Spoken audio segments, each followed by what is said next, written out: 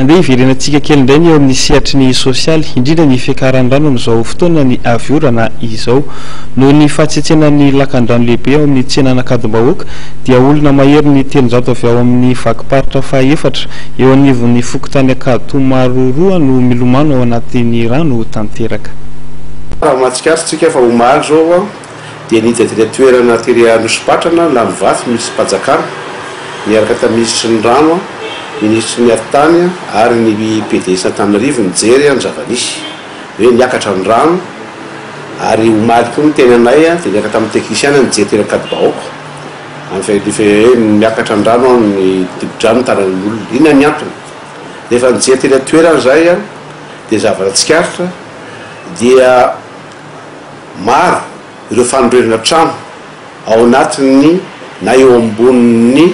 ataontsika hoe réseau na hoe canal toerana lalan-drano zay nanaovana trano ary o trano reo tsy hoe omaly namboarina na afaka herintaona fa taona maro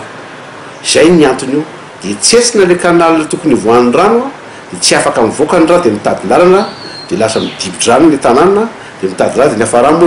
le Ankadimbahoaka raha mijery nareo afaka ny lalam-by eo alohan'io reka misy arabe vaky eo satria mitady lalana ny rano. Inona ny fepetrany raisinay amin'izao fotoana izao? Fepetrany raisina dia tsotra fotsiny hoe amin'ilay arabe vaky aloha dia vakina aingana le lalana le rano handray an'le GR na le canal be an'izay rano amin'ny canaux d'irrigation ao mba hivarina any le rano mba tsy haniva zavatra hitatra. Fepetrany raisina amin'izao fotoana izao zany dia misy mpiara-nobona antoka miaraka amin'ny ministère anao alohan'ny fanadiovana an'ireo canal zay azo diovina rehetra aloha,